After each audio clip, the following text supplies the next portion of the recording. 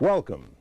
In this edition, three noted historians and educators will report on their recent visit to Ghana, the first nation in Africa to gain independence from European colonial rule on the 6th of March, 1957. We'll ask our guests why they made the trip and of what relevance Ghana is to the sons and daughters of Africa here in the United States. We'll get started in a moment. Bids welcome to Professor John Henrik Clarke, the noted historian. Also bids welcome to Dr.Mary Hoover, professor in the education department at Howard University. And also a warm welcome to Professor James Small at CCNY's Africana Studies Department. Welcome to Like It Is. Thank you. What was the reason for your trip? Well, the reason for the trip was basically to attend the National Council of Black Studies conference in Ghana. We have been recommending for years that American black organizations hold conferences in Africa instead of spending money in Europe and all the American large hotels making other people rich. This conference was very successful in as much as we discovered that the intellects are getting together with less argumentation than the politicians. It also gave us the time to really look at Ghana holistically, because Ghana was the example of an African state set in motion by Nkrumah to be the role model of what an African managed state could be.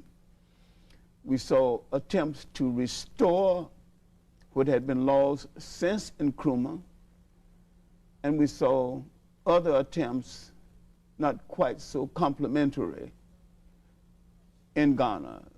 Several currents, some working opposite to the other. And the main thing that broke most of our hearts is the fact that Ghana is not managing its wealth-producing resources. We know that a nation must manage its wealth-producing resources if it's going to remain a sovereign state. What was the stated agenda of the conference, Professor Hoover? The theme of the conference was global transformations and social trends in Africanizing Black Studies. This was the 17th annual conference of the National Conference of Black Studies, the first one held in Africa. Mm-hmm. And so for me it was quite a treat. I have been teaching courses related to Afrocentric education for years, and though I had been to Tanzania for the 6th Pan-African Congress and to South Africa, I had never traveled to West Africa. So I wanted to travel there to enhance my information and knowledge related to Afrocentric education. And I was very, very pleased with the trip. Professor Small, what would you say was the outcome of this conference, and what did you glean from it in particular? Well, as Dr. Clarke stated when we talked, was that this conference was more of a Pan-African conference than Six-Pack in Tanzania, and that the focus was not divided into alien ideological discussions, but this focus was on Pan-Africanism, and the focus was on beginning to understand Africa using an African cultural filter rather than European cultural and ideological filters, so that we were able to watch the Ghanaian professors and intellectuals describe their situation educationally, politically, socially. We were able to watch the African from the United States do the same thing, the African from the Caribbean do the same thing, so that as African, we were able to loan our perspective using an African cultural filter to the problems that must be solved by Africans for Africa. Mm-hmm. Before we get into what problems must be solved for Africa by Africans, a word or two about Kwame Nkrumah. He received his education, as I understand it, in England. How was he able to withstand being overwhelmed by the European concept. How did he survive that to come back and be such a strong nationalist? He received most of his education in the United States, and he received an informal education in the United States that is not often talked about. Talk about it. He walked the streets of Harlem. He argued with street speakers and African nationalists. He was a member of the Old Harlem History Club. And one summer, unemployed, he sold fish on the streets of Harlem. He worked in a soap factory. He went through the American Maya. His period in London was short in comparison to a long period in the United States. And he came under the persuasion of one of the great Caribbean minds of that day, George Padmore, C.L.R. James, those fine cadre of Caribbean theoreticians and thinkers of pan-Africanism who spoke of African unity, although they never unified a single Caribbean island. They did greater work outside of the Caribbean area, mainly George Padmore, who was really Nkrumah's thinker behind the scene. I see. What years are we talking about We're now? talking about the early 50s. We're talking about the Nkrumah came back to Ghana in 1947. And so there was 10 years before independence. He eventually became head of the caretaker government preparing the nation for independence. And he would take the members of the United Gold Coast Convention, the semi-political organization, and developed the first truly political organization, the Convention People's Party, that led Ghana to independence. Did the pronouncements of Marcus Mosiah Garvey have any impact on Kwame Nkrumah? It had a great impact on his nationalistic thinking and his attempt to advocate and try to bring about the total unity of all Africa. It had some influence on his development of the concept of the Organization of African Unity, the African Solidarity Conference, but George Padmore did most of the thinking. Okay. Now let's get to what must be done for Africa by Africans. What conclusions did you derive from the conference, Professor Hoover? Well, at one of the plenaries, one of the Ghanaians stood up. There had been great debates about African Americans' involvement in the Nkrumah overthrow. There had been discussions about African involvement in the slave trade. And one gentleman made what I thought was a beautiful statement that summed up the conference for me. He said, whatever mistakes we have made as Africans, and African Americans, we must come together as Africans. And he said he hoped that we would move towards some sort of a foundation which would centralize the funding. Many of us took books to the Du Bois Library, made donations to the Du Bois Library. Some made donations to the new Nkrumah, the Nkrumah Monument, which is a gorgeous monument that has just come up. He hoped, because of the poverty in Ghana, the poverty in the United States, the poverty wherever we are, that we could come up somehow as African Americans with this foundation. And it was at the end of one of the last plenaries, and I thought it was an excellent way to end, because I think we can do a lot to help. One of the legacies of this meeting is, I believe there's going to be quite a step up in trips to Ghana. People have been going to Egypt quite a bit, which is also good. But while we were there, the social workers also had a conference, and so did a group from the DuSable Museum in Chicago.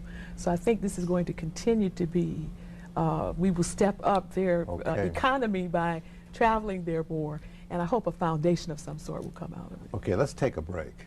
And we've got a lot of ground to cover. And we'll resume our chase for information right after this. Our brothers and sisters in Ghana, young people. Education in Ghana is still a continuation of colonial education. Ghanaians are trying, but they have not fully succeeded in developing a Ghanaian-oriented and an African-oriented education. They're trying to get rid of the old colonial textbooks and the old colonial approach. Well, colonial textbooks wouldn't teach, I would think, much about the process of colonialism. They wouldn't teach... or colonization. Colonial textbooks merely teach the glorification of your former colonial master and the kings of his country. There are Ghanaians who are not well versed in Ghanaian history, and what is being fastened on Ghana, which interferes with education, interferes with everything, is a new image. Ghana is almost a nation of Jesus freaks. I mean, all kinds of religions are there bidding for the soul of Ghana, and yet poverty is increasing, and no one's looking after the common ordinary Ghanaian who's more and more disenchanted. Mm-hmm. Professor Small, what contacts did you make on the grassroots level in your stay? Let me begin by asking, did you stay for the most part in Accra, or did you travel around? And what contacts did you make on the grassroots level? Well, we traveled around. Our trip, the conference was sort of a cap of our trip. It's a trip we make every summer, and we visit the central region, the eastern region, the western region, and the greater Accra region, as well as the Kumasi region. And what we did was to visit about 13 of the dungeons and forts that was used to imprison our people before being transferred to the ships in the slave trade. And in visiting these, we also visit the villages around these forts and dungeons, because most of these villages are made up of the residue of people brought from the hinterland to the shore who didn't go on the ships. So these are probably our most immediate relatives. Did you find that they were conversant about the whole process of the enslavement, the slave trade? No. In the villages, we found that people knew they were such a thing as African Americans, but had little or no knowledge, except for the intellectuals in the community. The common people had little or no knowledge of the experience we had gone through. And when we stop in the villages and share our information and our history with people, they're amazed. And wait a minute, how could they not know if they were in proximity with these slave forts? They know something happened. They know there was a lot of us taken away. They do not know the facts of that process. I see. So, like when we visited, I think it was Fort Dix Cove, and this is a major fort. I think Dr. Clarke can help me. The British had this fort initially, or the Dutch had it initially, and the British took it. The young man that showed us around was very versed on the history of what happened to the enslaved Africans while at Dix Cove, but very little knowledge of what happened once they were placed on the ships. This was your first trip, Dr. Hoover, to Ghana. What was the impact? Tell me what you experienced in going to the slave forts. Well, it was a very painful experience. The most enjoyable experience was a visit to Nkrumah's new dedicated statue, which I mentioned. It's a huge tree with the head cut off to symbolize his unfinished mission. That was a very, very, very high point. And we were lucky to be the first people to see the inside of it. There are pictures of Nkrumah with various groups and so on. So that was the high point. The saddest part was the trip to the slave forts, and to see there's a chapel there with Psalm 132 written over the top of it that showed the hypocrisy of these people. Help me with that psalm. What does chapters, two chapels at Elmina. That's the largest. Right. What was the essence of that psalm? The psalm was something to do with David, preserve me in my time away from home, or something like that. So here's a group of people who have murdered 100 million Africans, some say 200 million, and yet there's this chapel inside the fort. Right next to the chapel is a room with a skull and bones over it. And this was the room for the revolutionaries who rebelled. They were thrown in there and starved to death. And to see the very narrow point of no return, we had to, the slaves had to go, the Africans who were to be enslaved had to go through this very tiny area. And the purpose for this, we were told, was to prevent any sort of rebellion, because we, of course, are very rebellious people, a very strong people. And so to prevent any sort of grouping together on the way to the ship, one by one, our forefathers had to go through this very narrow passageway. Passageway, right. I see. How long is this passageway, roughly? Real long, 100 feet or 10 feet? Or I what? couldn't look down. I just saw people. I just went. Oh, it's a slope? It's a slope? It's a hole in the wall, basically. Wow. People had to be led to a ladder that would be outside, right, that would take you into the boats, that would take you to the ships. Mm-hmm. And all of these dungeons have such a door.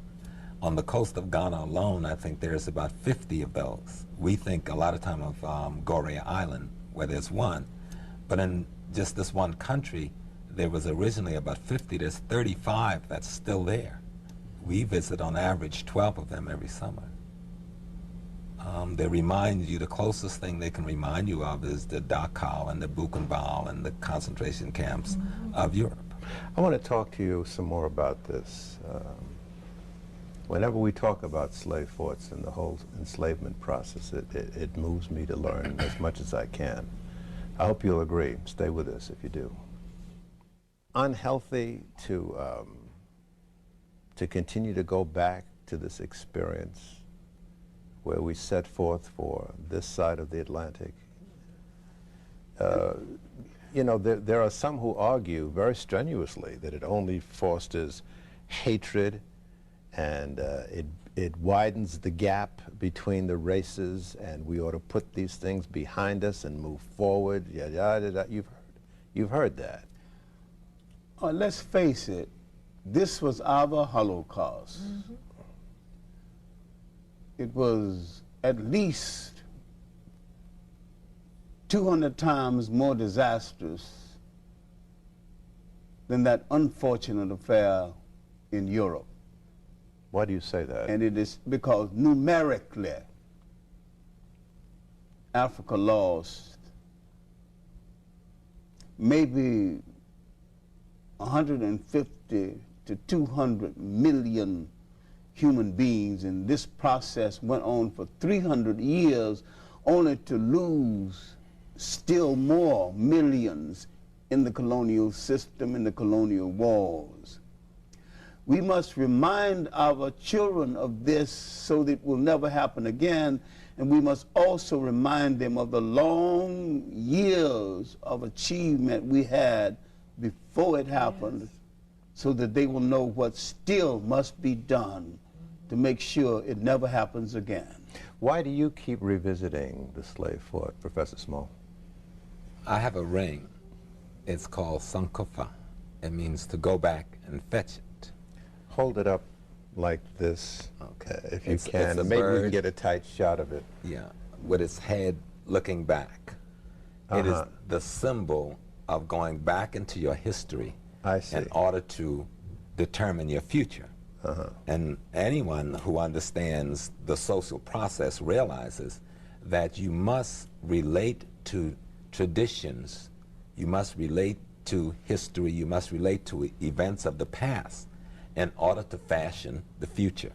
One of our problems have been, as African Americans especially, is our inability to access the past so that we can define what our role should be in the future.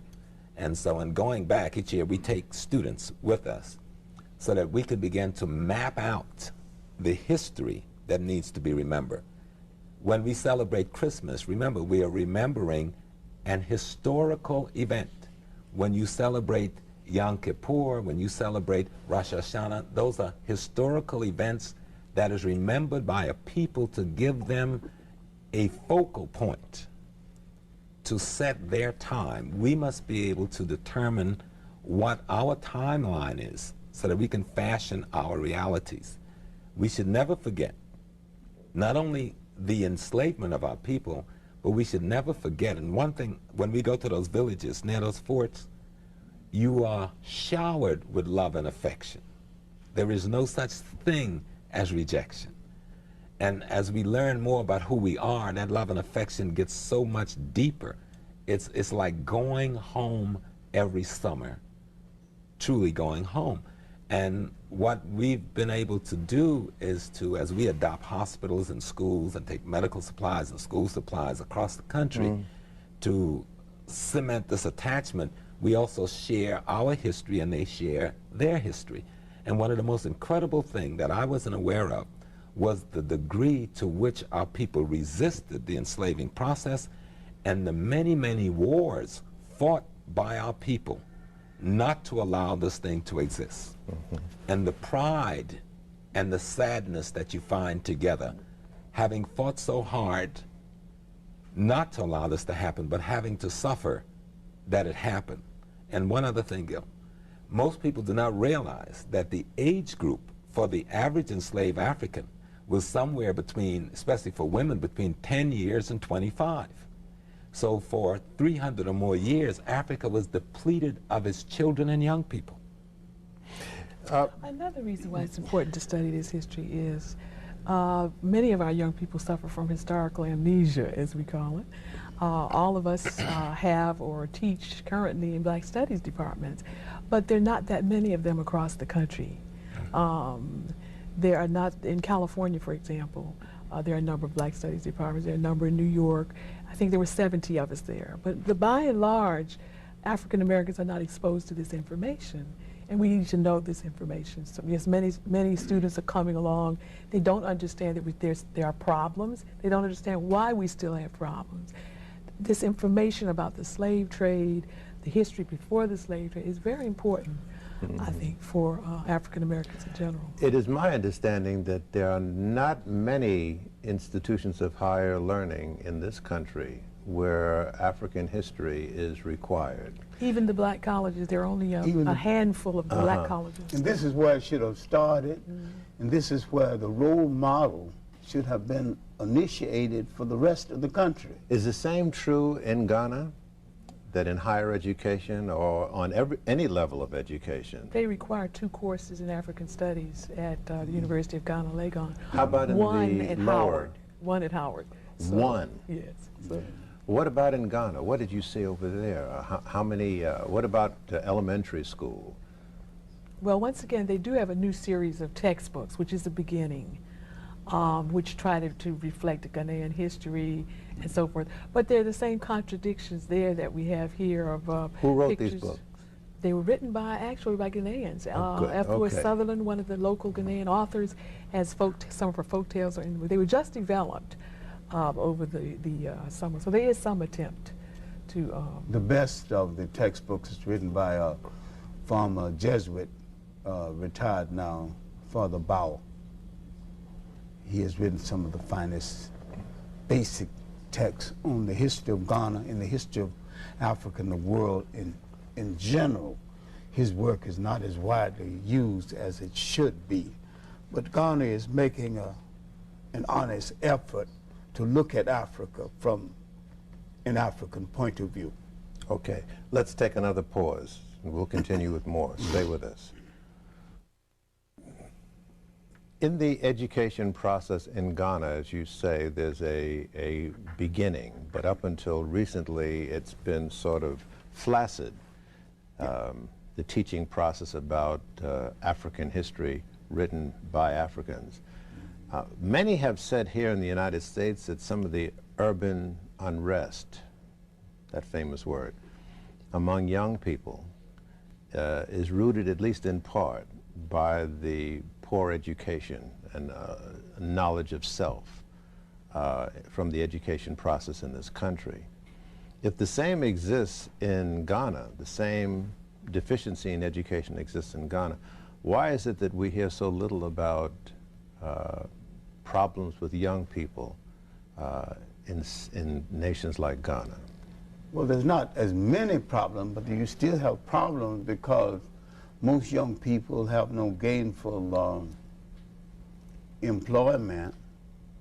And when I went to Ghana at first, at 1958, the word prostitute would shock people, just the very word. And now, recently, you can barely enter a hotel and get past the solicitors.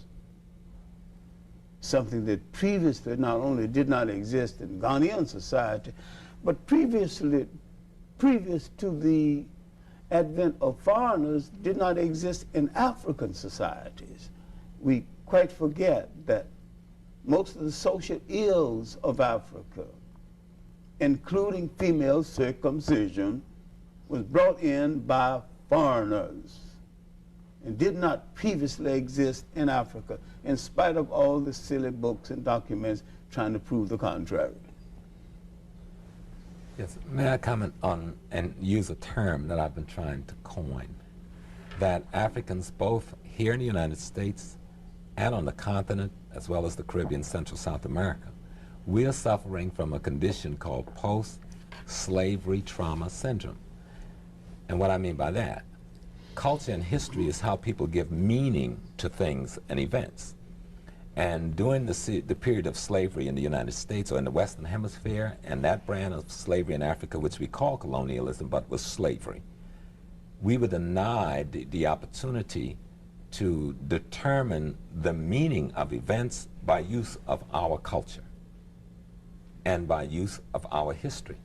And when you denied the opportunity to utilize your culture and your history to determine what things mean to you, the events of your life, and to fashion new events, then you've been damaged in some serious ways. And since the end of quote-unquote slavery in the Americas and slavery on the continent, or the end of what is called colonialism, we have not had the opportunity to reconstruct the African cultural personality. And you will only be able to do that by accessing and studying African historical events. And I think the conference this summer allowed us a big step in that direction. It was a big step in examining that historical event and to begin to deal with what harm it has brought to us and what we need to do to reconstruct our situation. Is it intelligent to sectionalize the impact of this horrific experience on women as opposed to men?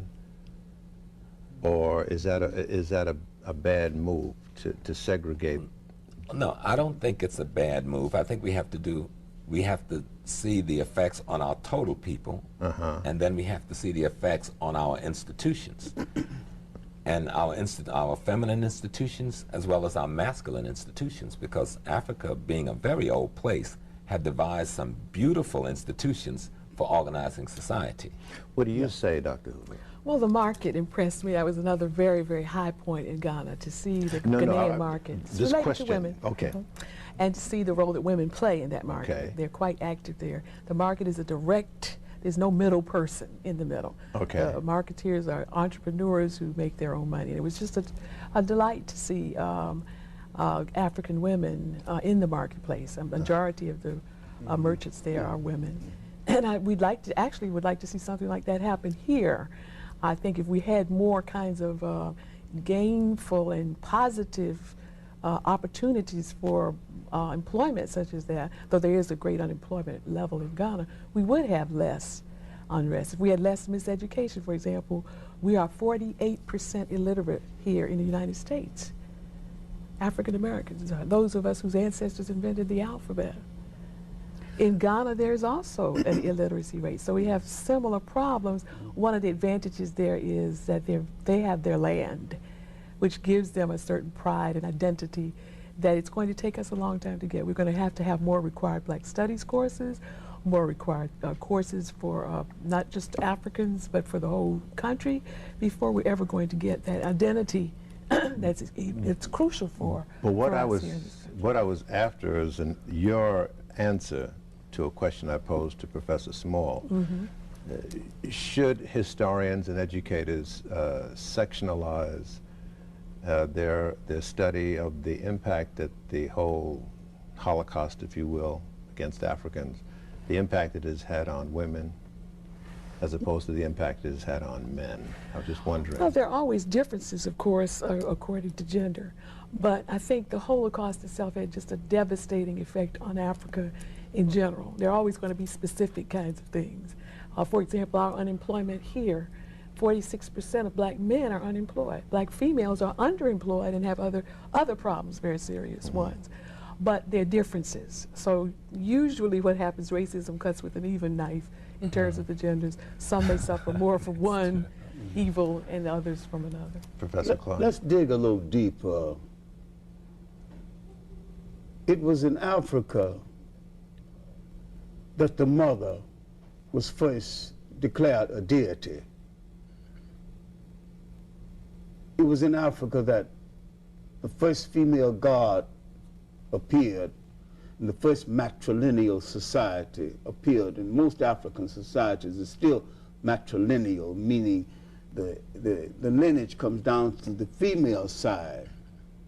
It was also in Africa that men were secure enough to let a woman go as far as her mind could take her without feeling threatened. Away from Africa and under the domination of foreigners, we have men of the African world have taken on some traits alien to the culture that has produced us. We were never anti-women. We never divided ourselves into such camps, woman on one side, we on the other side. We know, because African society taught us that you couldn't be a god unless you had a goddess. You couldn't be a king unless you had a queen. And we didn't argue about the better half. We didn't get into a nonsense conversation like this. We recognized the woman as the giver of life. By matrilineal, you mean that we took our names from our mothers, not our fathers? The lineage came down through the female side. She made the major decision, meaning that the lineage of kinship came down through the female side other than the father's side. May I add a little something to that? You may, but you need to wait for a break. We need to take still another. We'll be back with more. What Dr. Clarke was saying, talking about the lineage coming down through the women.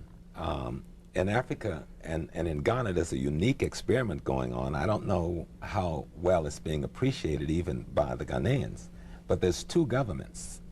There is the contemporary government led by the President Rollins, and there is the traditional government led on the local level by the Omnahini, or what we would call a chief, but higher than that. And under the Omnahini are other levels of the structure.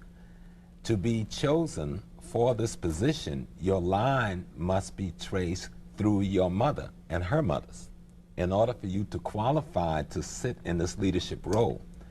And the person who's chosen to take the leadership or the stool, is the decision on that person is made by the women of the community, led by the queen mother of the community, and that name is then given to the male elders. So even the leadership of Africa, the critical leadership, is chosen by the female and not by the males, even though this critical leadership may be male. You know, recently a king from Ghana visited, and it might be of some assistance to all of us to have a discussion, brief as it will have to be, about the separation of powers between the natural lineage of the kingdoms among the various peoples in Africa, as opposed to the governmental structure that we know. And what strikes me in thinking about this is the point that was made earlier, that it is a matrilineal heritage that we have in Africa. Do we find many queens in Africa now, or is it mostly kings? Well, you find the male up front, but like the Baptist Church in the United States, the female behind the scene determines the direction of that church. Yes. In Africa, the woman is the king maker, Yes. and she is the king breaker. and that needs to be appreciated. Yes. But you don't have the male-female fight in Africa that you have over here, because over here, too many people are imitating white women's live. And white women's live, and their mission don't have anything to do with the plight of black people. It's not even about the plight of black people. I'm saying you need an organization of black women, better and bigger, but not for their reasons. You need it for your reasons.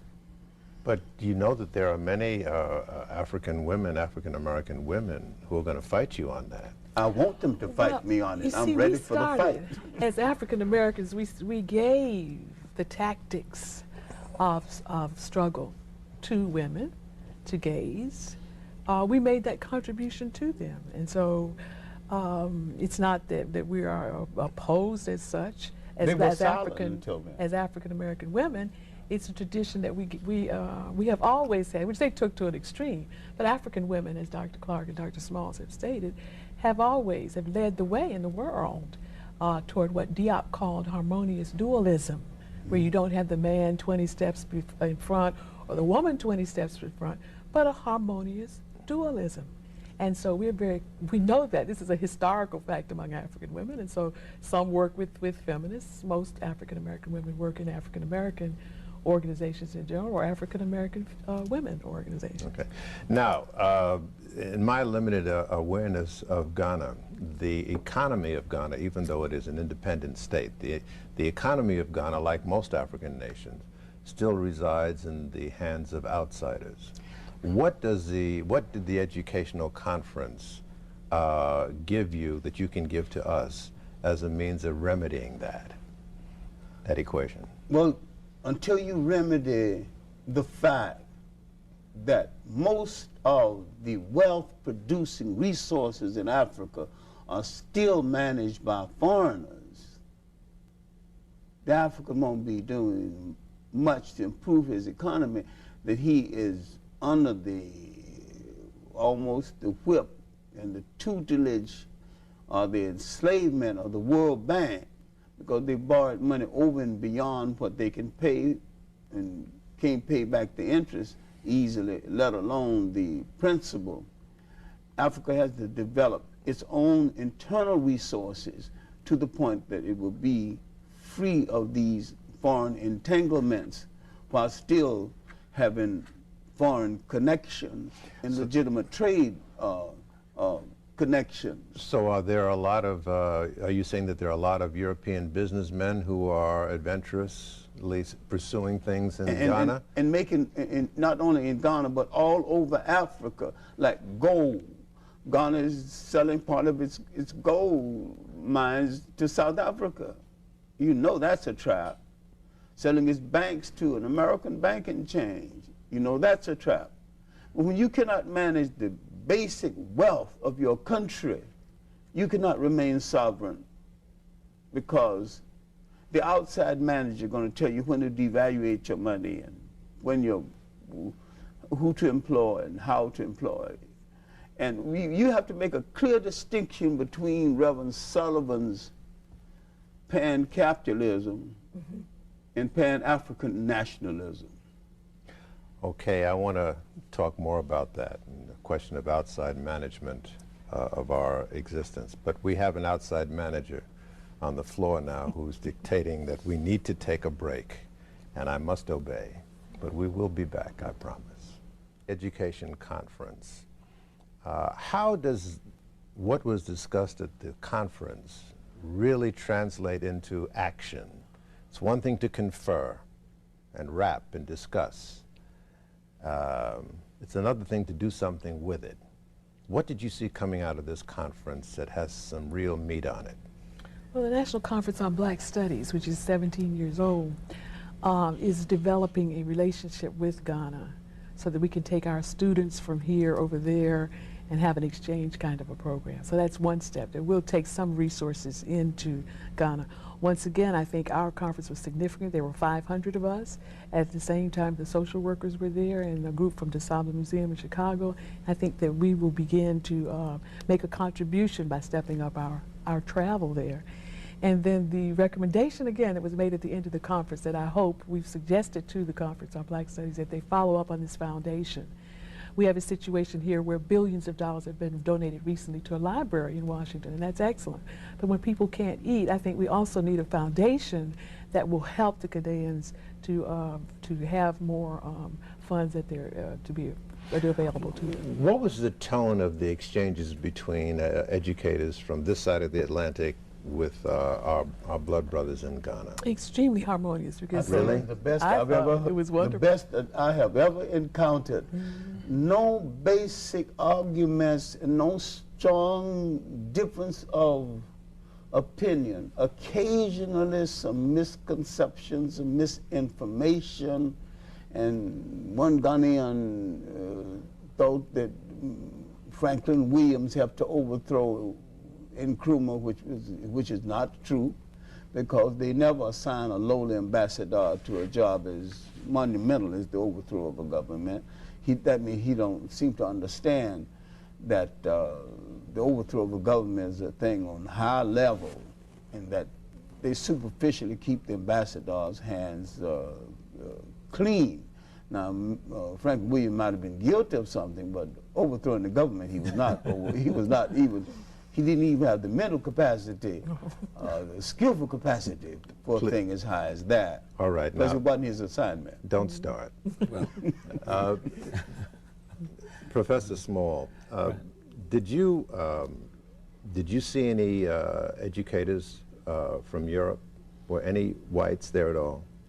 They were the only two whites that I observed were reporters from Zimbabwe. No educators? No educators that I observed. Were any questions raised about there not being any European representatives? No, I think our people are beginning to understand, as Malcolm once said, that families sometimes have to go into a room by themselves to take care of business. And I think that's what we were about.